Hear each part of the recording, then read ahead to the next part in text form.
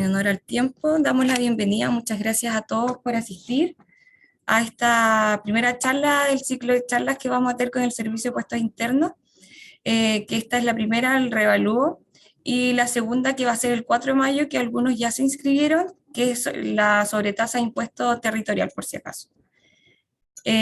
Para dar inicio, quiero presentar a Roberto Herrera, jefe de fiscalización y director subrogante, tengo entendido, me corrigen si estoy mal, porque quiere dar unas palabras de inicio y después vamos a seguir con el expositor Daniel Salinas, que es jefe del departamento de evaluaciones. Roberto. Hola, muchas gracias, Connie. Un saludo a todos, un gusto saludarles, agradecerles también primero por estar acá conectados. La verdad que acá, en el marco de estos acuerdos de colaboración tributaria que ha firmado el servicio, es que comenzamos este ciclo de charlas. Nos alegra mucho poder también tener esta forma de relación hoy día con los contribuyentes, que va por el lado, ¿no es cierto?, de la cooperación, de la colaboración, del enfocarnos quizás en no cometer errores, ¿no es cierto?, más que en una fiscalización que busca encontrar el error. No, queremos de manera más preventiva, ¿no es cierto?, poder irnos capacitando, ir conociendo también el negocio, para de esa manera tener un trabajo más colaborativo. Hoy día con este tema del revalúo, que la verdad conversábamos con el expositor, que es Daniel, ayer, es un tema bastante transversal, ¿no? Que de alguna manera nos toca a todos, no solamente como otros impuestos que tienen que ver con la empresa en particular. El tema del revalúo es un tema transversal a todos los ciudadanos, y hoy día que estamos en este proceso de revalúo, terminando ya, sin duda que es conversación, hay dudas, hay bastantes favorecidos, hay otros que no están tan favorecidos por el proceso de revalúo. Ya vamos a ver, y seguramente a ustedes mismos como personas, como dueños de una propiedad les ha tocado, o a la familia, a los amigos, etc. Así que es importante estar bien informado. Este es un proceso que no es antojadizo de servicio, que está normado por ley, ¿no es cierto?, y cada 4 años se realiza, y de eso Daniel, que es jefe de departamento de evaluaciones y experto en la materia, nos va a estar contando en los próximos minutos. Así que gracias por estar, y vamos a quedar atentos a la presentación. Muchas gracias.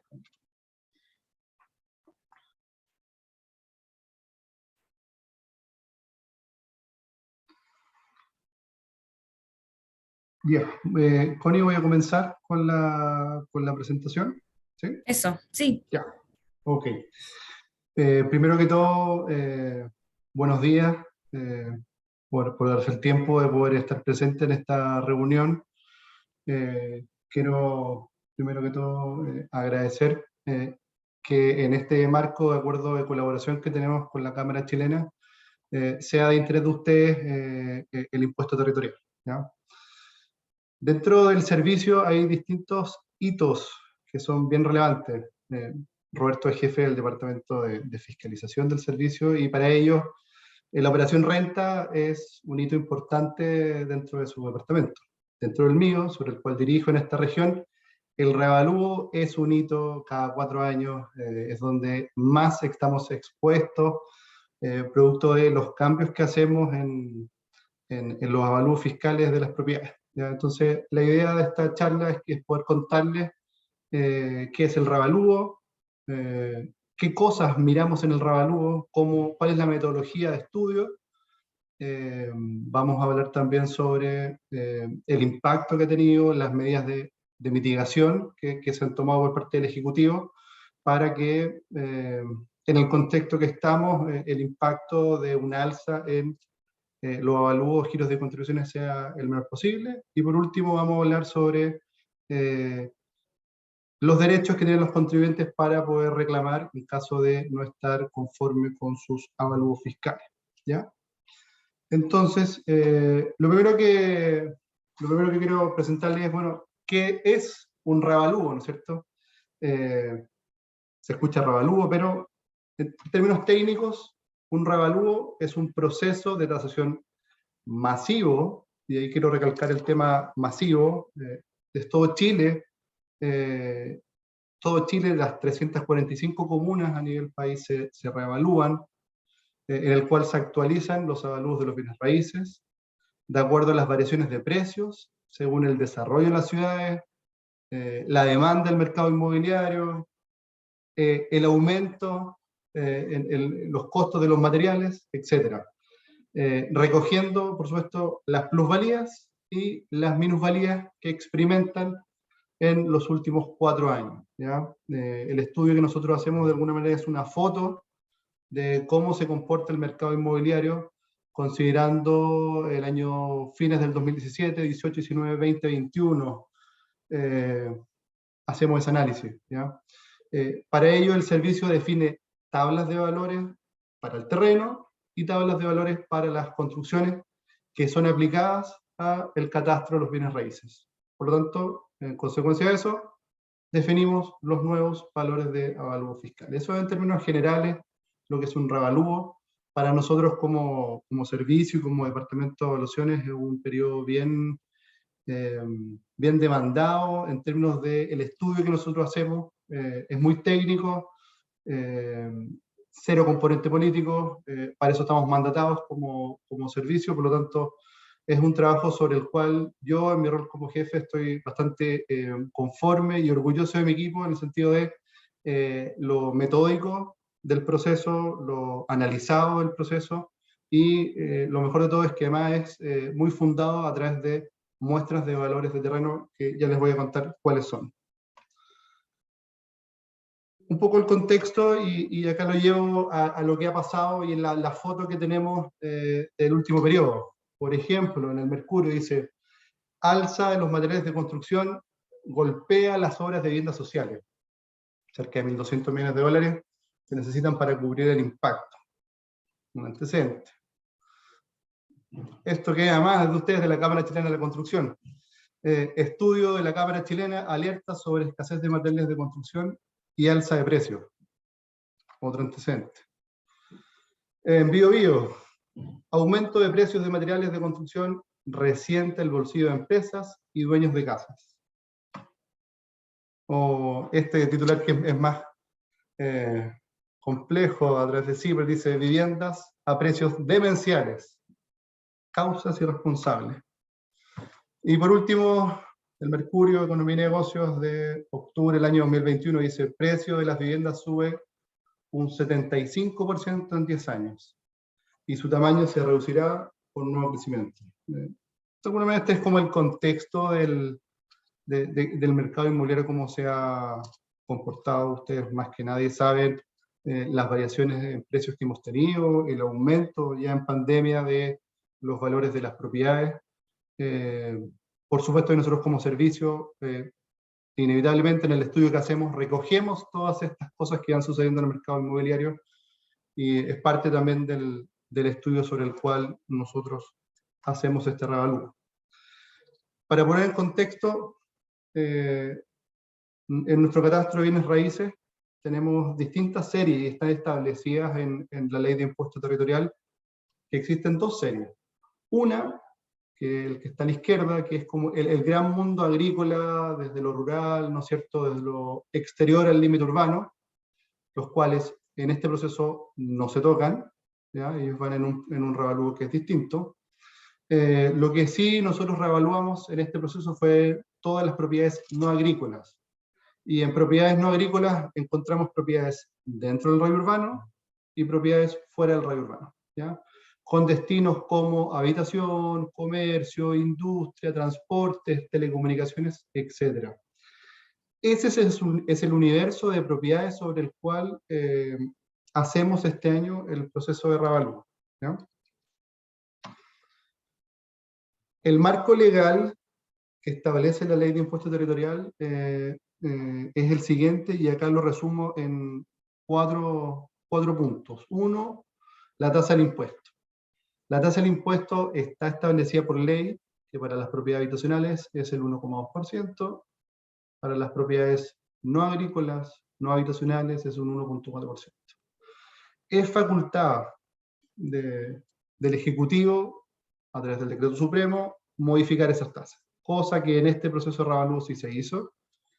se definieron las siguientes tasas para las propiedades habitacionales: un 0,893, se aplica sobre el avalúo efecto impuesto, y el 1,042 para propiedades no agrícolas no habitacionales, ¿ya?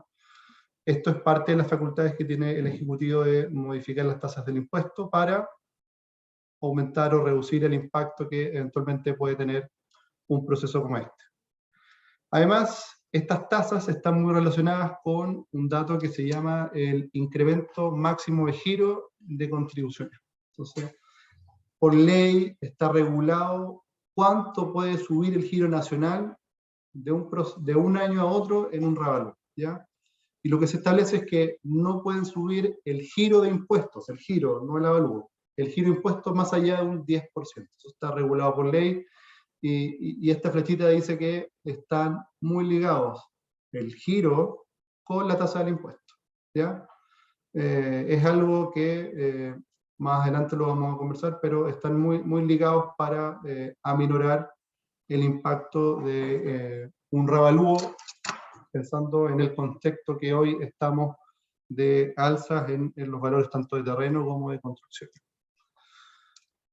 Por ley también se establecen exenciones, ¿ya?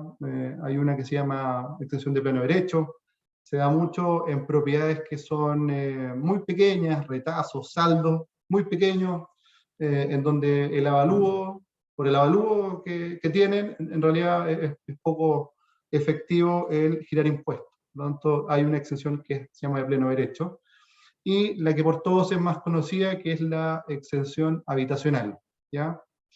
Que hoy, en este proceso de revalúo, está en una exención de 47 millones de pesos. ¿Qué quiere decir esto? Que cualquier propiedad habitacional cuyo avalúo fiscal sea menor a 47 millones de pesos va a estar exento del pago de contribuciones, ¿ya? Y por el contrario, ¿qué pasa con las propiedades que más suben en términos de giro de contribuciones, ¿ya? Hay un beneficio que establece la ley, que se llama beneficio al Saraigual, que dice que una propiedad puede tener un incremento en su giro de contribuciones de un revalúo a otro, ¿no es cierto? Y pone un límite, que es, solo podemos cobrar el 25% de lo que realmente debería haber pagado, ¿ya? Y ese porcentaje se va a ir incrementando en un 10% semestre a semestre. O sea, si alguien debía pagar 100, por ley solo le puedo cobrar 25. Al semestre siguiente, el 25 más el 10, solo le puedo cobrar el 35, el 45 al siguiente, al subsiguiente 55, hasta llegar al giro total, ¿ya? Esas son parte de las regulaciones que están descritas por ley. Algunos números generales del proceso de revalúo. Como les conté, son todas las comunas a nivel país se reevaluaron, 345. El servicio determina áreas homogéneas para determinar el valor del terreno. A nivel nacional son 14.179 áreas homogéneas. El catastro de bienes raíces es de 404 billones de pesos. ¿Cuántas propiedades se reevaluaron en este proceso? 7.4 millones de propiedades, o 7.4 millones de roles se reevaluaron, que es el mundo de la serie no agrícola, de los cuales el 42,1% están afectos al pago de contribuciones, y el 57% está exento del pago de contribuciones. Ahora bien, si analizamos las propiedades habitacionales, que es la gran masa sobre la cual nosotros hacemos los revalúos, son 5,5 millones de propiedades habitacionales que se revaluaron. ¿Sí? Disculpa que te interrumpa, pero ¿cómo puede ser que no, sí, ya entendí. Pero ¿por qué dice roles totales afectos? Porque siempre tiene un pedazo que está exento. Un rol, cuando está afecto en su totalidad, se considera en este mundo de los afectos, ¿sí? Ya, ok. O sea, o está afecto o está exento, y ahí... esa es la definición. O afecto o exento, ¿sí? Y disculpa. No hay problema. No hay problema. Entonces, de las propiedades habitacionales, y aquí hay un dato que a lo mejor han escuchado ustedes en la prensa, o además está publicado en la página del servicio. El 77% de las propiedades habitacionales están exentas del pago de contribuciones, ¿ya? Y solo el 23% de las propiedades habitacionales paga contribuciones, ¿ya? Y esto está muy relacionado con la exención. Yo recién les comenté que cualquier propiedad habitacional con un avalúo inferior a los 47 millones de pesos no paga contribuciones. O sea, tenemos un gran mundo de propiedades habitacionales que tienen un avalúo fiscal menor a 47 millones de pesos, ¿ya? El impuesto territorial es un impuesto que, a diferencia de otros que administra el servicio, va a beneficio municipal, ¿ya? O sea, la contribución que ustedes pagan se va al fondo común municipal, ¿ya? ¿En qué proporción? En un 60% va al fondo común municipal, y las comunas más grandes del país, Santiago, Providencia, Vitacura y Las Condes, aportan el 65% de lo recaudado. Por lo tanto, acá es el 35% ingreso directo, 65% al fondo, y para todas las comunas de nuestra región, el 60% va al fondo común municipal, y la diferencia, que es el 40%, va a aporte directo de la municipalidad, ¿ya? En términos del presupuesto que tiene una municipalidad, y estos son datos de la tesorería del año 2019, se establece que en promedio el 60,9% de lo recaudado en impuesto territorial financia el presupuesto de las municipalidades, ¿ya? Contribuciones un 60%, permisos de circulación un 14%, patentes profesionales un 7%, y así vamos avanzando con esta torta. Por lo tanto, tiene gran importancia para el desarrollo de las comunas la recaudación del pago del impuesto territorial. Como dato que es importante que ustedes sepan lo que implica el pago. Es un impuesto a beneficio municipal, que además entra en el fondo común municipal y se redistribuye en las comunas de menores ingresos. ¿Cuál es la metodología que nosotros como servicio hemos ocupado para analizar este estudio? Como servicio, nosotros tenemos distintas fuentes de información. Están obligados por ley los notarios y conservadores a declararnos todas las inscripciones conservatorias a través del formulario 2890. Los municipios por ley están obligados a aportarnos todos los permisos y recepciones finales de obras que ellos realicen. El Ministerio de Bienes Nacionales nos aporta la información de los procesos de saneamiento de título o las transferencias de bienes fiscales. Y por supuesto los contribuyentes, a través de las solicitudes administrativas que nosotros nos piden, son buena fuente de la información para potenciar nuestro catastro de bienes raíces. Muy vinculados estamos con la Tesorería General de la República para efectos de cobro, a través del MIMBU y el MOP, por expropiaciones, ¿no es cierto?, viviendas sociales, bancos e instituciones financieras, también obligados por ley a pasarnos, o a entregarnos, perdón, las transacciones comerciales practicadas cuando se otorga un crédito hipotecario, y las inmobiliarias, muy vinculados cuando tenemos copropiedad inmobiliaria, o nacen nuevas villas o barrios, ¿ya? Todo este catastro con esta fuente de información actualiza nuestro catastro físico, donde está el detalle de nuestras construcciones y terrenos, nuestro catastro valórico, donde determinamos en base al catastro físico los valores fiscales y giros de contribuciones, muy relacionado con los conservadores, el catastro legal, donde está el detalle de los propietarios y los porcentajes de derechos sobre los cuales son dueños, y no menos importante el catastro cartográfico, que hoy en estos tiempos es muy relevante tener georreferenciado para nosotros como servicio, tener georreferenciado cada uno de los roles sobre los cuales practicamos un avalúo fiscal y un giro de contribuciones. Este es un resumen muy macro, ¿ya? ¿Cuál es la estructura de un avalúo fiscal? Por un lado, tenemos la construcción, este gran mundo de las construcciones muy variado, y el otro, tenemos el mundo del suelo, del valor del suelo. La suma de lo construido más el terreno obtenemos el avalúo fiscal. ¿Ya? Solo para entender cuál es la estructura que tenemos y que hacemos en el Departamento de Evaluaciones. Existen distintos tipos de construcción, ustedes bien sabrán, por ejemplo, galpones, construcciones tradicionales como casas, en industria, los silos de acero, o grandes obras, como en este caso una represa que estamos viendo. Cada uno de estos tipos de construcción tienen para nosotros clases. Existen galpones de acero, existen galpones de hormigón, albañilería, lo mismo que para las casas. Hay casas de madera, de perfiles metálicos, metalcom, elementos fabricados, silos de acero y estas estructuras, grandes obras, que por lo general están hechas de hormigón o acero. Y cada una de esos tipos de construcción tiene una clase y además tienen una calidad.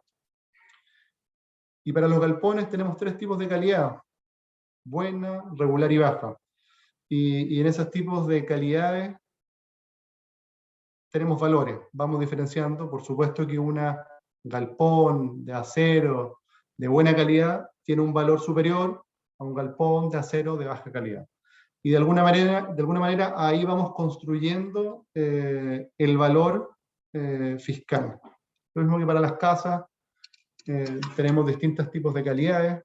Si tenemos casas de madera, con muy buenas terminaciones y características, está en calidad 1, que es el valor más alto que tiene, o en su defecto, cuando tenemos construcciones muy precarias, con muy pocas terminaciones, y recintos muy básicos, la calidad de la construcción es mínima.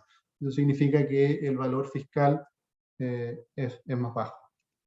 Así vamos construyendo la valorización de las construcciones. ¿Y qué es lo que hacemos en un proceso de reavalúo?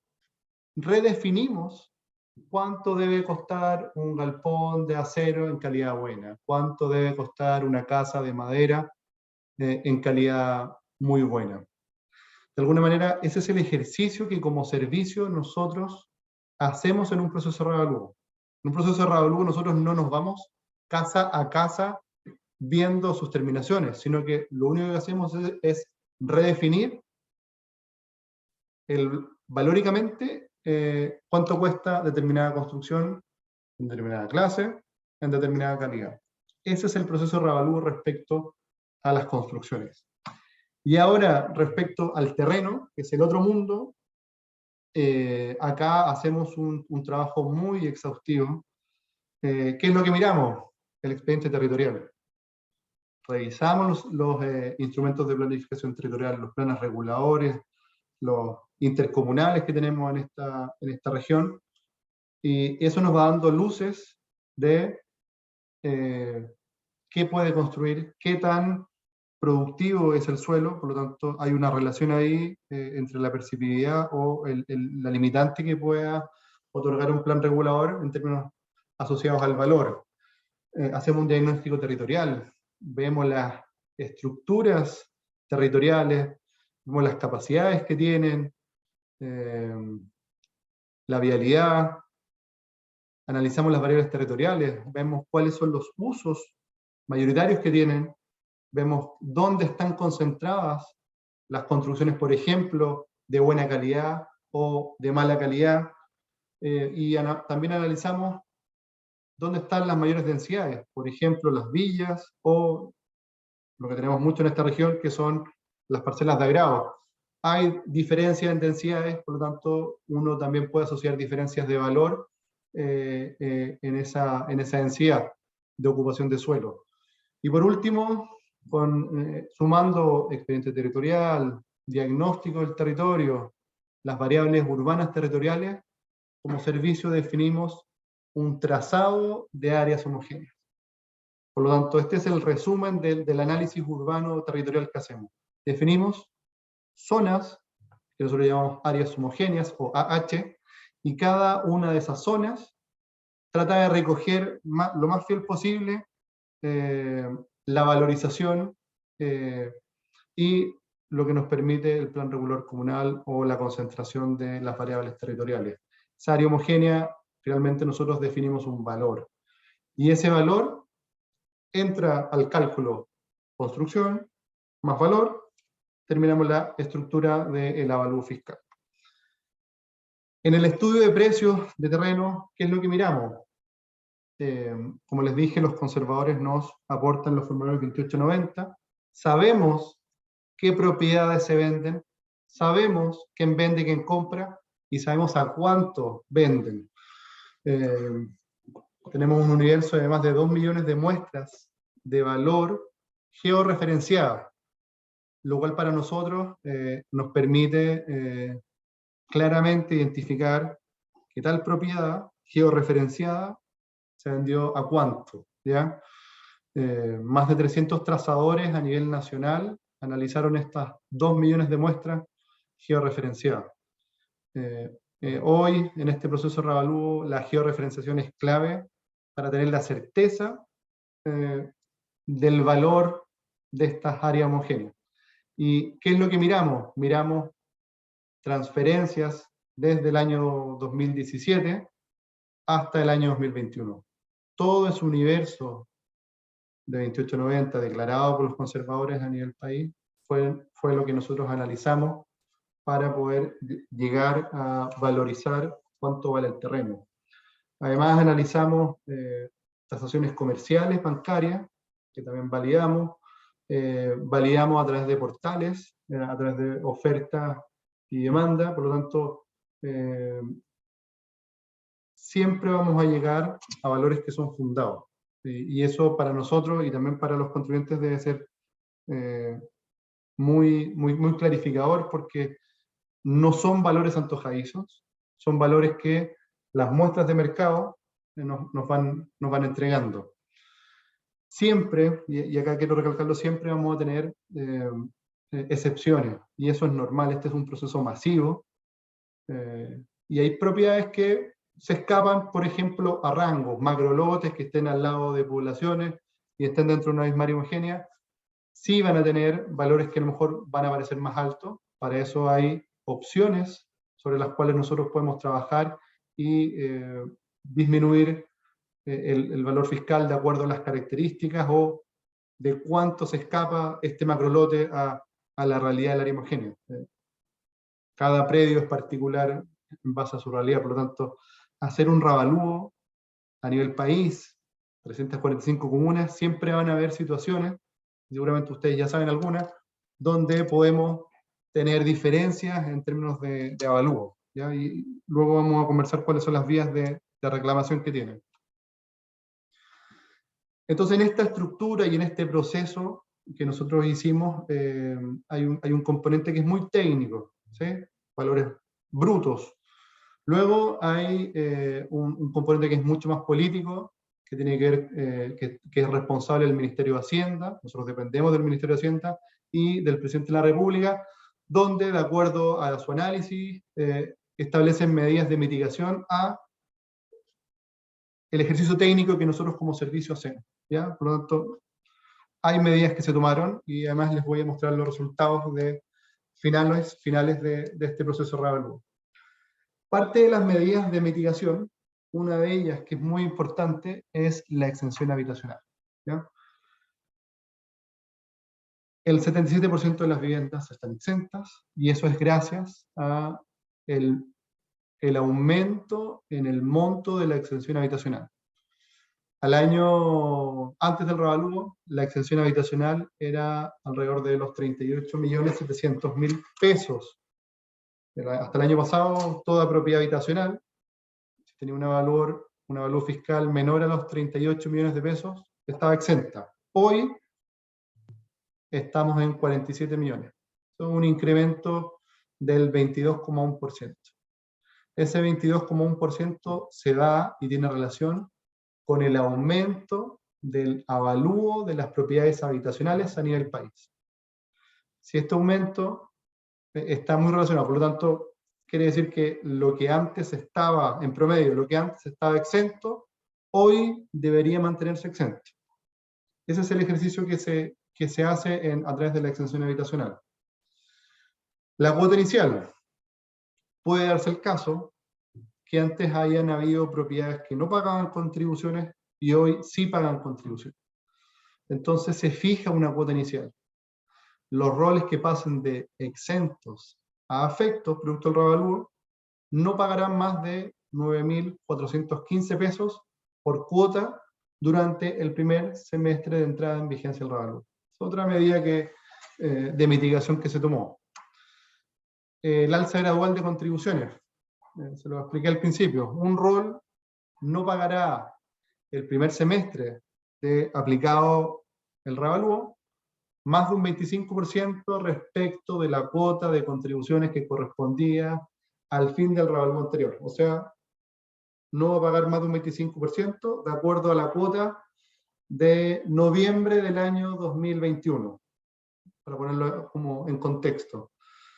Luego de eso, se incrementará en un máximo del 10% semestral hasta llegar al tope de contribuciones. Y ahí es cuando hablamos de el 25 más el 10, más el 10, más el 10. Ahí vamos llegando a aumentar gradualmente el pago de contribuciones.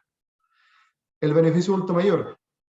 Más de 95.000 adultos mayores pagarán 0 por las contribuciones de sus viviendas y 36.000 adultos mayores pagarán la mitad de la cuota correspondiente. Además, con el reavalúo 2022, más de 15.000 de ellos quedaron exentos del pago de contribuciones.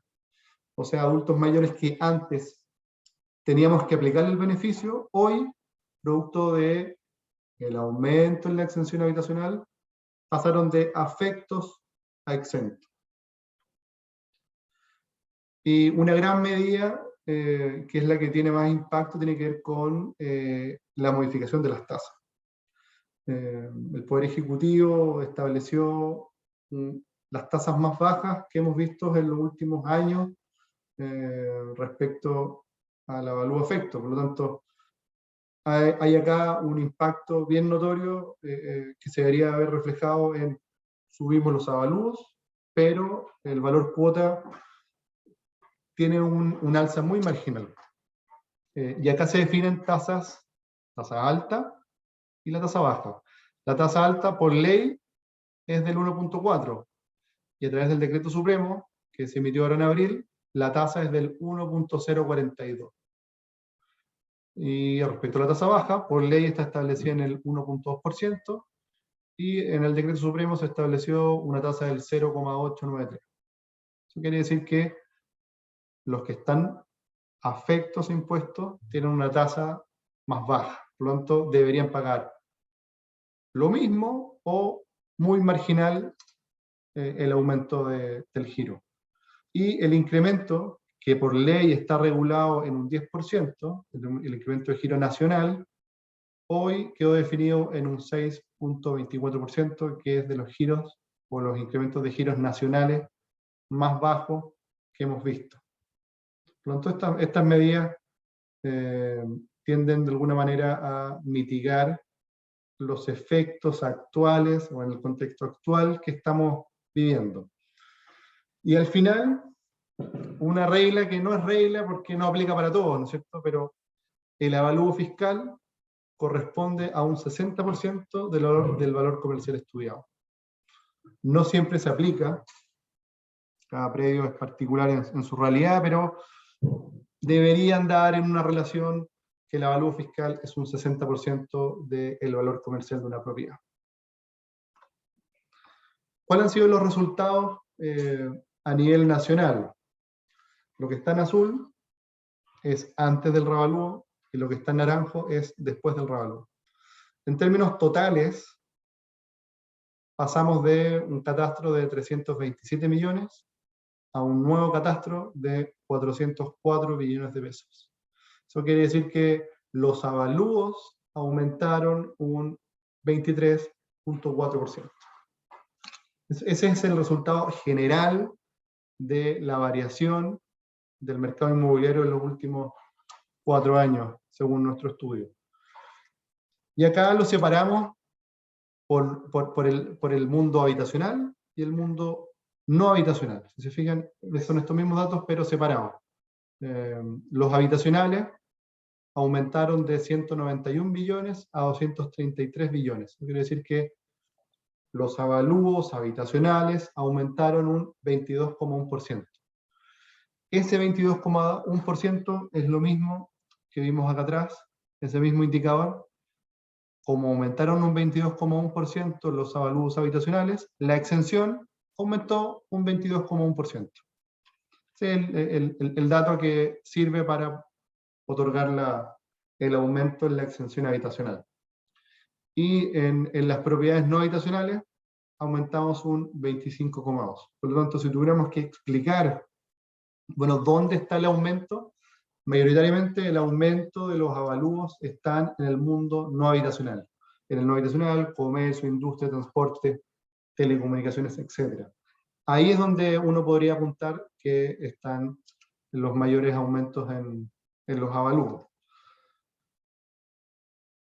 Y si esto además, los avalúos los separamos por terreno y construcción, que es el gráfico que está acá abajo, y uno podría explicar, mira, aumentamos un 23,4, pero sabemos entre habitacional y no habitacional, veamos cuál es la relación entre terreno y construcción.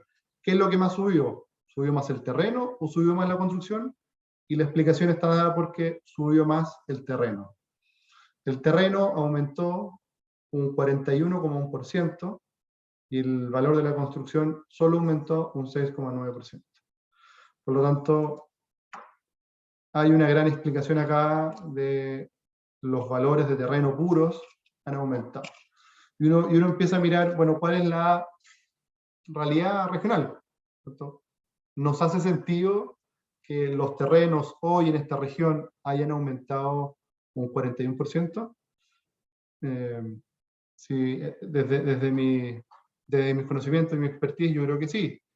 Nosotros lo vemos a diario cuando hacemos las tasaciones y los valores de terreno han aumentado mucho, sobre todo en parcelaciones de 5.000, los valores han subido mucho, mucho, mucho. Y eso está muy fundado en este número y en esta variación que es un 41,1%. Vámonos ahora al giro. Lo que revisamos antes era valor. Veamos giro, hoy. ¿Cuánto aumentó el giro de un semestre a otro? En azul era el último semestre, en naranjo el semestre actual. Esto en términos generales aumentó un 6,24%. Se incrementaron los avalúos. Y si lo vamos a ver, bueno, ¿qué área aumentó? ¿Aumentaron más los habitacionales o los no habitacionales? Los habitacionales, de hecho, disminuyeron un 0,03%, o sea, es muy marginal, quedaron casi igual. En términos globales, los avalúos, o los giros de contribuciones habitacionales deberían estar casi iguales. Y los que sí van a aumentar, en un 9,87%, son los giros de los destinos no habitacionales. ¿Por qué se da esto? Por supuesto, por el Decreto Supremo 437 del año 2022, que disminuyó a tasa histórica la tasa a calcular sobre la base imponible de este impuesto.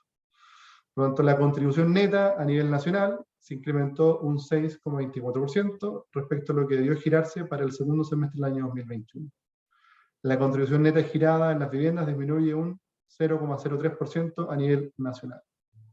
Y si esto lo llevamos a valor como ejercicio, la cuota de contribuciones neta promedio trimestral de los roles habitacionales en todo el país disminuye un 5,6%.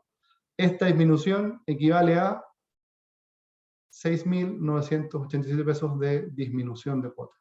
¿Ya? Eso es en promedio a nivel país, solo para darle un contexto al impacto que están teniendo el cambio de tasa en las propiedades habitacionales. Y viceversa, para las propiedades no habitacionales, en promedio, el alza es de un 8,80 y eso se vería reflejado que en promedio deberían aumentar 12.347 pesos. Esos son los datos a nivel macro del impacto que ha tenido el revalúo y las medidas de mitigación que se han aplicado. Esta lámina es un resumen de la evolución de los avalúos en los procesos anteriores de revalúo que hemos tenido. Tenemos en amarillo el revalúo actual, El revalúo anterior fue el año 2018, cada 4 años nosotros hacemos procesos de revalúo, y el anterior, que fue un revalúo bien híbrido, porque además estuvo muy relacionado con el 2010, donde tuvimos el terremoto, se postergó, después se separaron los revalúos, entonces ahí hay ciertas diferencias en términos de tiempo, pero ya nos hemos ido regulando con respecto a la periodicidad de los estudios. El impacto aumenta un 4.2% en el año 2013-14, en el año 2018 el giro aumentó un 6.8%, y en el 2022 un 6.24%. Reevaluamos en el año 2014 5,9 millones de predios, en el año 2018 reevaluamos 6,6 millones de predios, y este año reevaluamos 7.4 millones de predios en la serie no agrícola. La exención, ¿cómo ha ido evolucionando?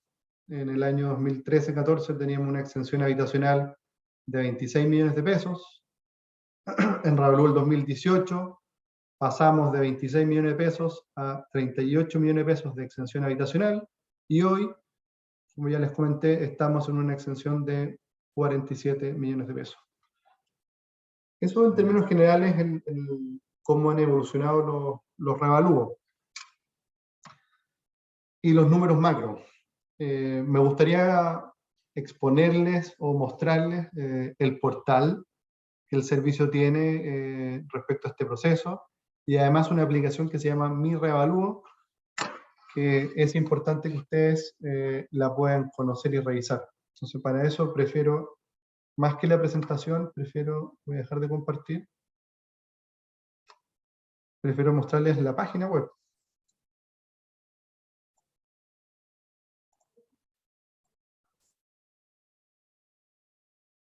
No sé si ven la página web del servicio ahí. Víctor, ¿sí se ve? Sí, la estamos viendo. Ya.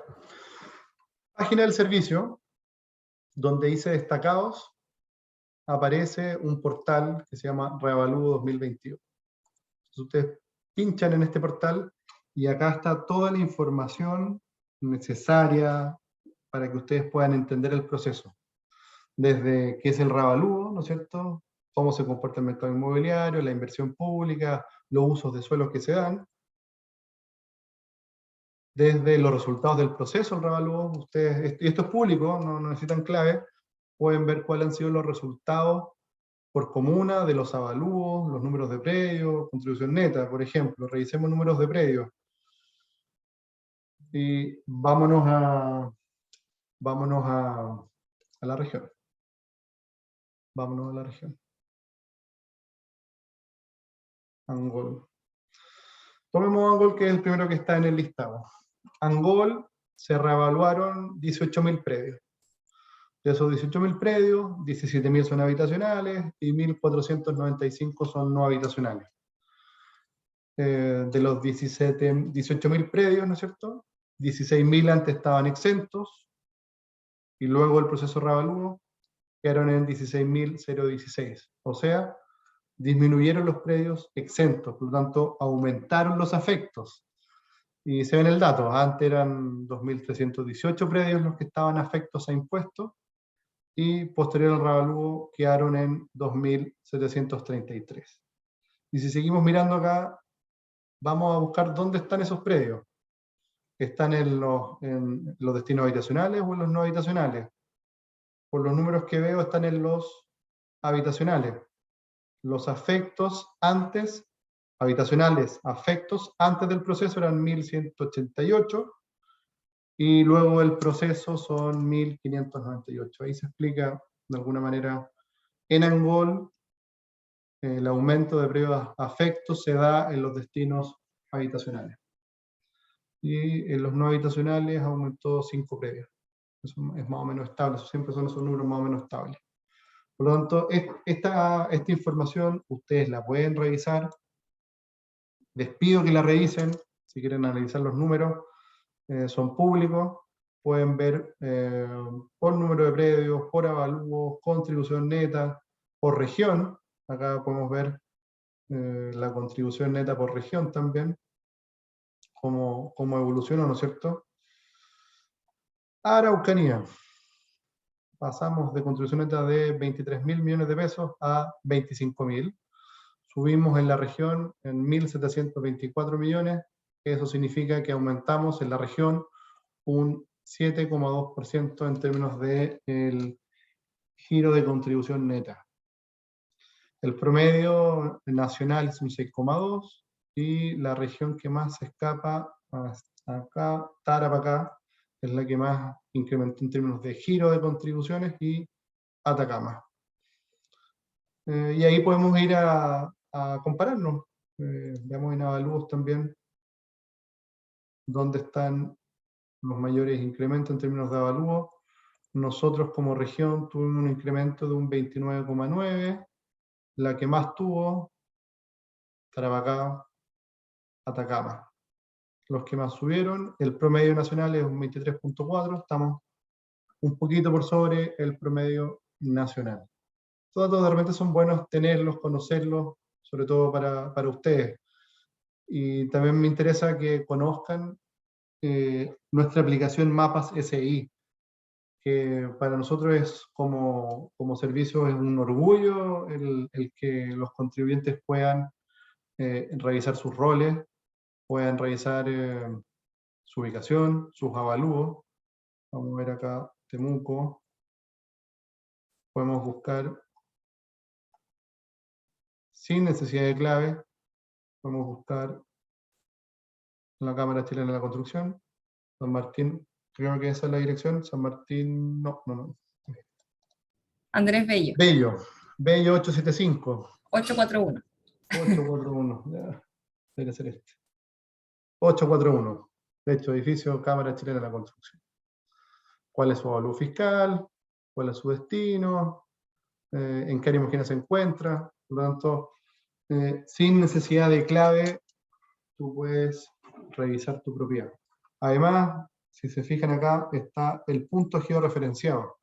Ese punto ustedes lo pueden copiar, estoy dando un dato, lo pueden copiar, se lo pueden llevar a Google, y pueden ubicar con la imagen satelital la propiedad. Por lo tanto, para nosotros como servicio, esta es una herramienta muy útil para los contribuyentes, para que conozcan sus avalúos, y para nosotros es muy útil para efectos de georreferenciar las muestras, analizar, tener la certeza de dónde están, porque no da lo mismo tener una muestra acá en esta esquina que tenerla en el centro o en otro lugar. Por lo tanto, hoy, en el año 2022, la georreferenciación es clave para que el estudio de un proceso tan sensible como este esté lo más fundado posible. ¿Ya? Por lo tanto, los invito a que puedan navegar en este portal. Además, si ustedes entran a Mi Reavalúo, con su clave tributaria, con su clave única, pueden ver sus propiedades reevaluadas. Acá me va a pedir mi clave, pero ustedes ponen la de ustedes y pueden ver sus propiedades, cuál fue el impacto antes y después, y el detalle del ejercicio que nosotros hicimos en el estudio de reevalúo. Pueden ver sus cartas de reevalúo, pueden pagar desde ahí mismo sus contribuciones, y pueden entrar al link de la georreferenciación y mostrar la ubicación de sus predios. Voy a volver a la presentación. Me queda lo último. Esto es un poco lo que yo les decía de mi SI. Acá van a ver el listado de las propiedades sobre las cuales se practicó reavalúo. Pueden ver la cartografía, en el puntero pueden ver la cartografía, pueden ver las cartas del reavalúo, las cartas que el servicio les envió para este proceso. Está con los derechos de propiedad, dirección, comuna y el rol. Cuando ustedes pinchan el rol, les da el detalle del antes y el después del proceso de este reavalúo, que es un detalle más o menos así. Y lo último que me queda en la presentación tiene que ver con las vías de impugnación. Ya acá les voy a presentar una lámina que es un resumen de el proceso. Solamente esta lámina lo puse en una línea de tiempo para que pudiéramos entender cómo es el proceso. En un proceso de reavalúo, la ley de impuestos territoriales establece que se deban publicar en un diario que la municipalidad va a exhibir los roles de avalúo, ¿ya? Por lo tanto, la publicación debería estar hecha hoy, y desde mañana los municipios, a través de sus páginas web, van a exhibir el rol de cobro de los nuevos avalúos producto del reavalúo no agrícola 2022. La exhibición que van a hacer las municipalidades en sus páginas web va a durar 30 días, desde el 28 de abril hasta el 27 de mayo. Terminado la exhibición, que es el 27 de mayo, se inicia el proceso de reclamación. Por eso yo puse acá esta línea punteada. Es el proceso, el inicio donde el cual un contribuyente que se siente perjudicado o que ve que su avalúo fiscal no está acorde a la realidad de la propiedad, tiene dos vías. Una, que es la que está acá abajo, puede presentar una reposición administrativa ante el Servicio de Impuestos Internos. El plazo inicia el 30 de mayo y termina el 12 de julio. Son 30 días, como son administrativos, son contados de lunes a viernes. ¿Y cómo lo hace un contribuyente para presentar una reposición administrativa?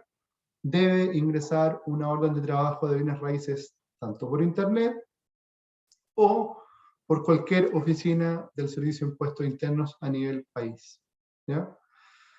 El plazo que vamos a tener nosotros de responder a esta reposición administrativa son de 90 días. La otra alternativa que tiene el contribuyente es presentar un reclamo ante el Tribunal Tributario y Aduanero. El plazo para presentar un reclamo de avalúo son de 180 días, contados de lunes a sábado, porque son judiciales.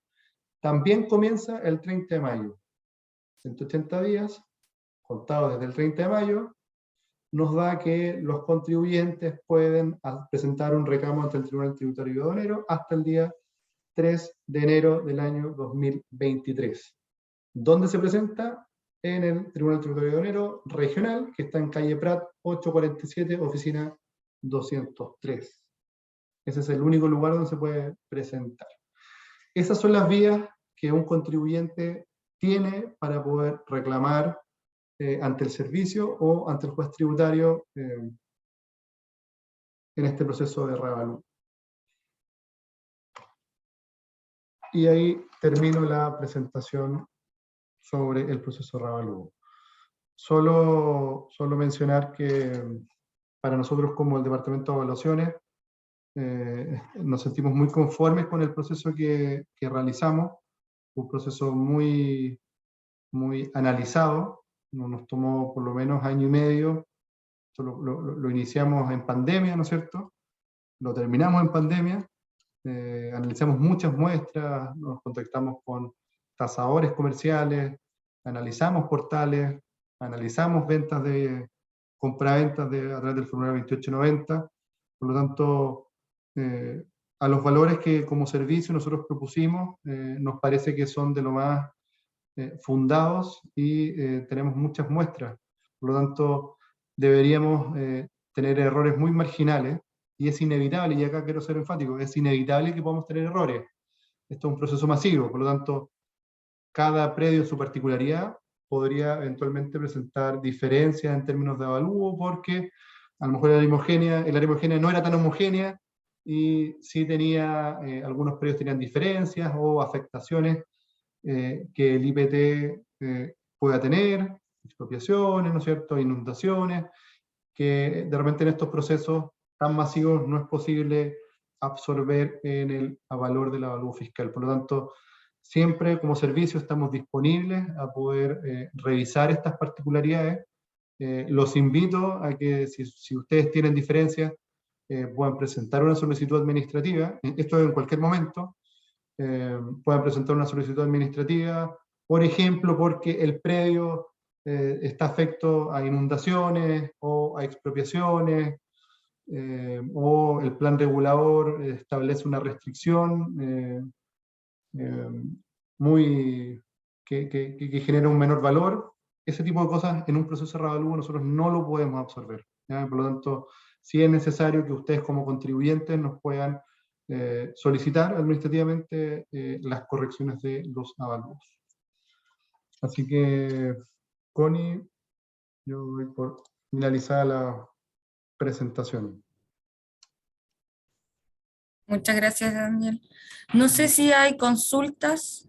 Este es el momento para hacerlas. Pueden prender su micrófono o hacerlas por el chat.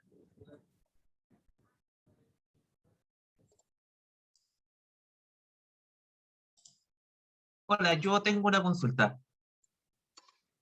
Sí. O sea, son todas en realidad. La primera es, ¿por qué la sobretasa por Citoriazo no es el 100% de la contribución neta que se cobra realmente? Porque entiendo que hoy día están cobrando la sobretasa del total de la contribución neta al final del reajuste, digamos. Y la segunda, cuando tú hablas de corregir los avalúos, entiendo yo que es el coeficiente excepcional. Eso tiene directa relación con la ocupación de suelo de la normativa del plan regulador de cada comuna. Sí. Ya, esas son las consultas. Pero ya, voy punto por punto, anoté, sobretasa. Sí. Y ahí solo te pido que me aclares. Tenemos dos sobretasas. Hoy con la reforma tributaria tenemos dos sobretasas. Una a la sobretasa de los sitios eriazos urbanos y otra que es la sobretasa del patrimonio inmobiliario del 7 bis. ¿Sobre No, cuál de solamente las dos? contribuciones. Ah, ya, Solamente contribuciones, porque ya. entiendo la que el 7 bis es la otra semana. Así que ahí tengo Sí. esas consultas. Perfecto, ya. La nuestra de evaluaciones, de avalúo fiscal, solamente se aplica a los predios urbanos eriazos, ¿sí? Solo los urbanos eriazos. Los de extensión urbana no se les aplica sobretasa, solo para aclararlo. Y la aplicación de la sobretasa o no tiene que ver con distintas causales que están descritas en la normativa y en circulares. Por ejemplo, no deberíamos cobrar sobretasas cuando hay un permiso de edificación vigente. No deberíamos cobrar sobretasa cuando no se tiene factibilidad de los servicios sanitarios. Hay hartas causales sobre las cuales no cobramos sobretasa. Si hay diferencias entre la sobretasa y el giro de contribuciones, tú lo puedes, o en un proceso de reavalúo se puede explicar por qué a lo mejor el predio está afecto al alza gradual, por lo tanto, como giro de contribuciones puede tener un valor más bajo, pero la sobretasa no se le aplica el alza gradual. Por lo tanto, ese va con el valor neto post-reavalúo. No sé si esa es la casuística que tú tienes, Sergio. Esa misma. No, sí, vaya iba. Ya, muchas Sí, gracias. la sobretasa no tiene beneficio al alza gradual, solo tiene beneficio al alza gradual la cuota de contribuciones. Y ahí se explica la diferencia. Por contribuciones pagas menos, pero por sobretasa pagas más. Ok, ya, entendido. Muchas gracias. Y la otra pregunta sobre el coeficiente, efectivamente, el plan regulador es el indicador para poder aplicar esas coeficientes excepcionales, ¿no? Ya. Solo con el certificado de informaciones previas que te emite el director de obras podemos hacer modificaciones o aplicar coeficientes. Ok, ya, ¿Ya? muchas gracias. Tengo una duda. Sí, Buenos días, buenos días. soy Emilio Taladriz, no sé con qué nombre aparezco en la pantalla. Emilio Taladriz. Ya se lo cambié. Ok, Se lo arreglé. Gracias, Connie. Daniel, una consulta, un proyecto de loteo que esté ¿Ya? avanzando por etapas. ¿Es posible que sea correcto que se le cobre sobretasa a aquellos lotes que no están, me refiero a eriazos, por ejemplo, aquellos lotes que todavía no están construidos, pero que forman parte de las etapas de avance del loteo, habiendo un permiso de edificación, pero por el solo efecto de todavía no estar construido, se le aplique una sobretasa? Para poder darte la respuesta necesitaría saber si es que ese proyecto se hace a través de subdivisiones o es un solo predio por etapa. Es un predio por etapa. Si es un predio por etapa, debería tener el predio, porque es un solo avalúo y es solo un giro de sobretasa. Si tienes un permiso de edificación vigente, el proceso de construcción, deberíamos tener nosotros que eliminar la sobretasa. En esa casuística, de un solo predio, un solo giro. Ya, y si el servicio subdivide los roles, ¿ahí ya no aplicaría eso? Si el servicio subdivide los predios, habría que ver cómo queda esa fórmula, porque el servicio subdivide los predios por la circular 15, ¿no es cierto?, que es la que establece la inclusión. Sí. Claro, son unidades distintas. Sí, son unidades distintas. Sí. Ya. Claro, ahí uno quedaría un poquito sujeto a esa modificación del servicio, que al hacer la inclusión de los roles cambia completamente la figura. Claro, por eso preguntaba al principio si es que el proyecto, asumo que es un edificio, por lo tanto es una copropiedad inmobiliaria, tiene una sola copropiedad, o cada torre en sí sola es una copropiedad inmobiliaria. Entonces ahí hay diferencia en términos de la aplicación. Ya. Gracias, Daniel. Ya. De nada. Hola, yo tengo una pregunta que no tiene mucho que ver, pero te quiero aprovechar. Ya, ¿Por cuéntame. qué a veces lo que es el cobro de basura está dentro del cobro de contribuciones y a veces está afuera? Porque eso es un tema que la gente descubre de repente que tiene que pagar, es un desorden que a mí me parece espantoso, porque muy a menudo además la municipalidad no informa cuando se cobra basura aparte, y de hecho la municipalidad fuimos a preguntar y no tienen idea porque a veces es adentro y a veces es afuera. Ya, tiene una explicación. Nosotros como servicio tenemos un convenio con las municipalidades a nivel país, ¿ya? ¿Y cuál es ese convenio? Que dice, si la propiedad está afecta de contribuciones, yo te voy a recaudar tu tarifa aseo. ¿Sí? Por lo tanto, a quienes cobramos aseo o basura es a las propiedades que están afectas al pago de contribuciones. ¿Sí? Puede darse que un predio puede estar afecto, después el siguiente revalúo exento, y después el siguiente afecto. Por lo tanto, cuando no paga contribuciones, el servicio a la municipalidad no le recauda la tarifa cero. ¿Ya? Es deber de cada municipalidad cobrar la tarifa cero. ¿Sí? O sea, esa es una función de la municipalidad, no del servicio.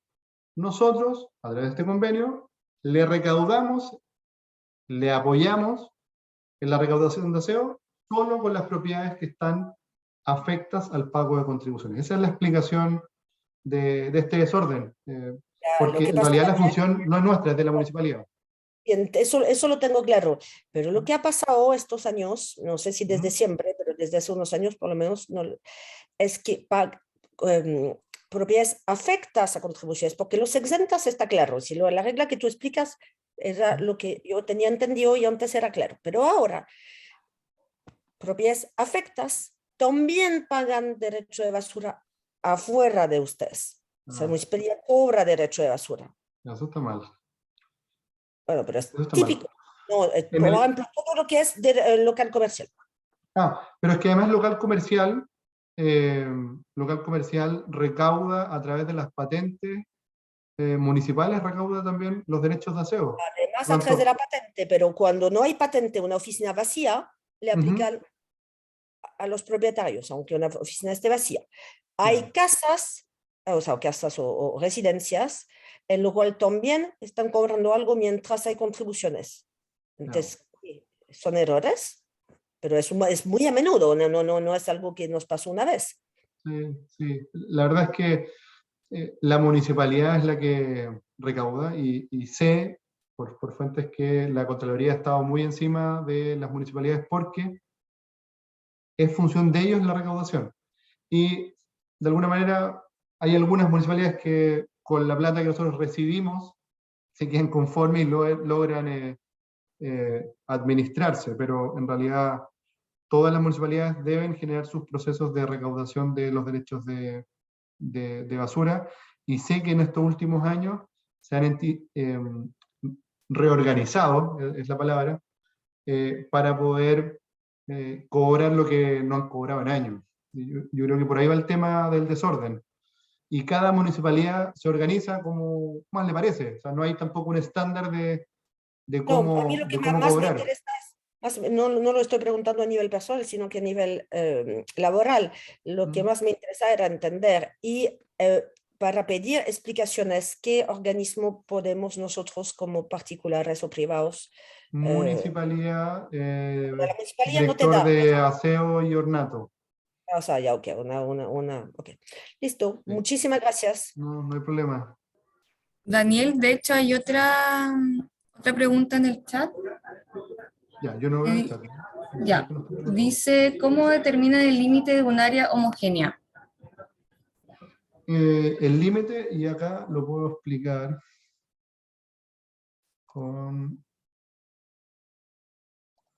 en la presentación. Asumo que estoy volviendo a presentar. Sí. En específico, esta lámina, que fue lo que yo les comenté, en el análisis que nosotros hacemos, verificamos todas las variables territoriales. Debería ser, no igual, pero muy parecido. El límite del plan regulador debería ser el límite del área homogénea. ¿Sí? Sabemos que los planes reguladores son una foto de hace muchos años, por lo tanto, no podemos copiar el límite de las zonas de un plan regulador, pero, porque van evolucionando por los años, pero van, si te fijas, si ponemos este dibujo que está a la derecha, ¿dónde está el puntero? Este dibujo que está a la derecha, lo llevamos acá, que es el plan regulador, y en términos de zonificaciones, tienen una semejanza. ¿Por qué? Porque va en directa relación a lo permisivo o no que puede ser un plan regulador en determinada zona que ellos definen. Por lo tanto, siempre va a haber una relación valórica respecto a lo que yo puedo o no puedo hacer en un territorio. Hay semejanzas, base de los límites es el plan regulador, base también son las vías estructurantes y las variables territoriales que nosotros analizamos, que son uso de suelo, categoría constructiva, que quiere decir que las calidades altas de construcción, o sea, las mejores casas donde se ubican, son homogéneas o no, en qué sectores, y la densidad que tiene el uso del suelo. Por lo tanto, el límite lo definimos nosotros como servicio, de acuerdo a el instrumento de planificación territorial, el diagnóstico territorial y el análisis de las variables territoriales que tenemos. A eso nosotros le agregamos valor, que también es otro indicador sobre la cual podemos definir si esta línea pasa por ahí o es recta por acá, ¿sí? Las muestras a través del 2890, tasaciones comerciales, contacto con tasadores externos, portales inmobiliarios, son la base del estudio que nosotros hacemos. Eso explica la definición del límite. Gracias. No sé si hay otra consulta. Pueden prender su micrófono si quieren. Yo tengo una breve. La parte inicial donde Daniel explicó la forma de cómo se hace esto, ¿va a quedar en algún link donde volverlo a revisar? Sí, de hecho estamos grabando, así que lo vamos a subir y les vamos a enviar el link por el correo. No sé si hoy día, pero dentro de la semana. Ya, gracias. Hola, buenas, tengo una consulta. Buen día, Daniel, buen día, Connie. Hola. Mi consulta va respecto a cómo proceder con el pago de contribuciones. Trabajo en una inmobiliaria y resulta que nos llega los correos informativos de cobro. ¿Ya? El 1 de diciembre del año pasado, y el número de propiedades que salen a nuestro nombre no corresponden con la que nosotros tenemos vigente, ya que me imagino que hay un desfase entre lo que se demora el conservador de bienes raíces y el servicio en actualizar el tema del dominio de la propiedad. Entonces, ¿cómo proceder en ese caso a hacer el pago nosotros de contribuciones, siendo que nos figura a nosotros el dominio de la propiedad? Y esa propiedad ustedes la vendieron a un tercero, ¿cierto? Un nuevo propietario. Estamos hablando de casas que ustedes construyeron y luego vendieron. Sí, sí, ahí hay un desfase en la declaración. Nosotros tratamos como servicio de tener la mayor relación y que sea la relación más fluida con los conservadores. De hecho, los visitamos harto para que cumplan la obligación que tienen. ¿ya? Está la resolución exenta número 7 del 2020 que obliga a los conservadores a declarar en un formulario electrónico que nosotros disponemos, que es el 2890, todas y cada una de las inscripciones que ellos practican, ¿ya? El plazo fijado es al día siguiente, o sea, yo hoy día practico la inscripción, tienen hasta mañana para poder declarar, ¿ya? El conservador siempre dice, no, si declaramos, y nosotros lo podemos ver en línea y no. Entonces ahí es nuestro deber también retroalimentarlo y tratar de que esto sea lo más fluido. Eso es parte como de la explicación de por qué te aparecen esas propiedades, ¿ya?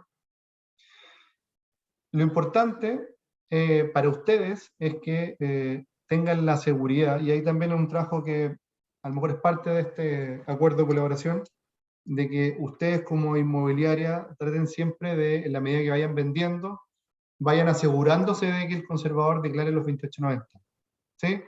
Para que no pasen este tipo de cosas. Yo creo que ahí, en este trabajo colaborativo, en esta interacción, como buena práctica, es bueno que ustedes se cercioren, ok, vendiste, esta es la inscripción del nuevo propietario, pero además que el rol sea declarado, o el 2890 sea declarado por el conservador. Ahí es clave para que no pasen este tipo de cosas, ¿ya? Eso como base. Y si pagar o no, que es tu duda, ¿no es cierto? Yo te sugiero que, no te puedo sugerir que no pagues, pero lo que sí te puedo sugerir es que te asegures de que el conservador haya declarado, y si te aparecen, tú puedes presentar una solicitud administrativa adjuntando el formulario o la inscripción, ¿no es cierto?, del conservador del tercero, ¿sí? Tú como afectado presentas el dominio vigente del tercero y pides que te saquen a ti de esa propiedad y pongan a determinada persona. El cambio, nosotros nos demoramos 10 días, lo estamos haciendo en mucho menos tiempo, porque si tenemos la información, o notificamos al conservador para que lo cambie, y cuando lo cambia, la modificación se hace en línea. El 2890 es un muy buen formulario cuando se hace en los tiempos que corresponde. Practicas hoy la inscripción, declaras el 2890, y en el momento se hace el cambio de nombre, es en línea. Entonces, lo que nosotros buscamos como servicio es tener en esta maquinita que sea lo más fluido posible. Y en esta maquinita, si el conservador, o tú no te aseguras como vendedor, o el conservador no declara, vamos retrasando este proceso. Entonces, ingresa una solicitud, pídenos el cambio, y nosotros en 10 días o menos, nos estamos demorando, modificamos el nombre. Y ahí el giro va a aparecer a cargo de la persona que tú le vendiste. Muchas gracias. Tengo otra consulta pequeña, que es respecto Ya. a, nosotros compramos un terreno para poder estamos haciendo un proyecto inmobiliario. ¿Ya? Resulta que queremos solicitar el tema del reavalúo, ya que el valor comercial que presenta el banco y empresas privadas externas, por el potencial inmobiliario que tienen, tiene una diferencia enorme con el avalúo que tiene el servicio. Entonces, más que nada, saber cuáles son los canales formales para poder tratar de solicitar un reavalúo. Y también parece que es factible poder acercarse al valor comercial, si es, no sé, si es posible en realidad. Sí, siempre es derecho a ustedes el que puedan presentar solicitud administrativa. Yo ahí te sugiero que lo hagas por una solicitud administrativa, por internet, ¿no es cierto?, de preferencia, adjuntando esa tasación que te dio el banco. Nosotros la vamos a analizar. Si tuviera además muestras de propiedades similares en el entorno, también sería bueno para poder justificar la modificación, porque tu modificación es por valor, a menos que nosotros no tengamos considerado en el avalúo fiscal alguna limitante de la ocupación del suelo. Por ejemplo, una expropiación, por ejemplo, una zona inundable, o una afectación que tenga la propiedad dentro de su particularidad, ¿no es cierto? Entonces, eso también podría ser otro factor sobre el cual nosotros podemos disminuir el avalúo fiscal. O corregirlo, perdón, corregir el avalúo fiscal. Pero hazlo a través de una solicitud administrativa. Te pasaste, Daniel, gracias, Connie. Ya, no hay problema. Creo que ahí estamos con las preguntas por el tiempo también. Muchas gracias, Daniel. Tengo entendido, Víctor, que quería dar un cierre. Connie, muchas gracias. En primer lugar, quiero agradecer a Daniel por su tiempo, por preparar esta presentación especialmente para ustedes como Cámara Chilena de la Construcción Local, en el marco de nuestro acuerdo de colaboración tributaria. Y también agradecer a los socios de la Cámara y a toda la organización, porque este tema lo propusieron ustedes. Y este tema es de interés tanto para ustedes como socios, como también para todos los que tenemos alguna propiedad no urbana. Así que Daniel nos aprovechó a aclarar varias dudas a todos. Se lo agradezco, espero que haya sido una experiencia muy positiva para ustedes que estuvieron en la charla y que se pueda difundir a todos los socios a través de la grabación que eso se va a encargar Connie. Además, los quiero invitar a la próxima charla.